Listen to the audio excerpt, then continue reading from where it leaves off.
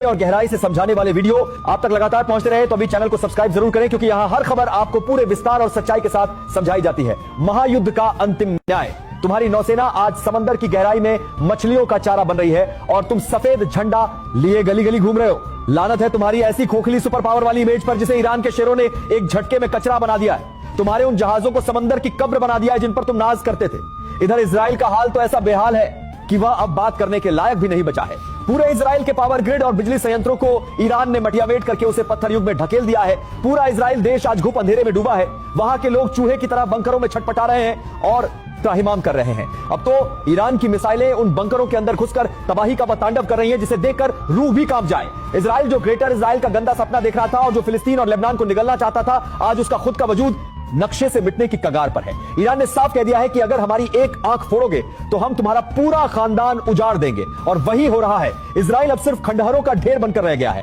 वहां के लोग अपनी पहचान बदल रहे हैं और धर्म बदल रहे हैं। जो भाग सकता है वह अपनी जान बचाकर कुत्तों की तरह भाग रहा है। इजराइल की सारी अक्ल ठिकाने आई जब बिजली गुल हुई और मिसाइलें उनके सिर पर नाचने लगी। तब समझ आया कि ईरान से पंगा लेना अपनी कब्र खुद खोदने जैसा है। अब कोई भी ताकत इजराइल को इस बार में विनाश से नहीं बचा सकती। आसमान का हाल सुनिए। 150 भारी भरकम ड्रोन जिनकी कीमत अरबों में थी और अमेरिका के गुरूर कहे जाने वाले 35 फाइटर जेट्स को ईरान ने मिट्टी का खिलौना बना दिया है। हद तो देखिए, जब ईरान ने अमेरिका के सबसे महंगे और बास के बाद देश नहीं बचा सकती किल्ला किया है। एक शाम के बाद अत्याधुनिक 35 विमानों को गाजर मूली की तरह मार गिराया, तो अपनी इज्जत बचाने के लिए बेशर्म और जाहिल ट्रंप कह रहा है कि हमने तो खुद अपने विमान गिराए हैं ताकि दुनिया में हथियारों का मार्केट खराब ना हो। अरे वो ट्रंप दुनिया कौड़ी की बातों पर थूक रही है। तुम्हारी घिग्गी बंद चुकी है और तुम्हारी सारी हेकड़ी निकल गई है। आज आसमान में अमेरिका के पंख काट दिए गए हैं और वो परिंदा अब जमीन पर गिरकर तड़प रहा है। तुम्हारी टेक्नोलॉजी आज ईरान के सामने एक भद्दा मजाक साबित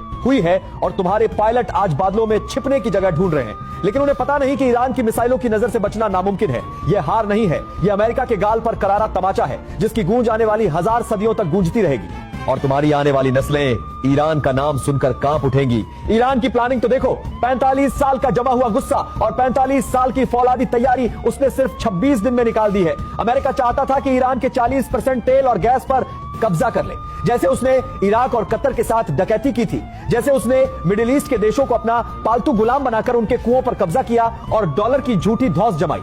लेकिन ईरान ने एक झटके में अमेरिका का सारा मंसूबा और उसकी सारी बदमाशी मिट्टी में मिला दी है। अब हॉर्मोज की खाड़ी में सिर्फ और सिर्फ ईरान का राज है। अब देखो कि कैसे खुददार देश तुम्हारे जैसे साम्राज्यवादी भेड़ियों की ईंट से ईंट बजा देता है। अब तुम्हारी औकात सिर्फ एक भिखारी जैसी रह गई है जो शांति की भीख मांग रहा।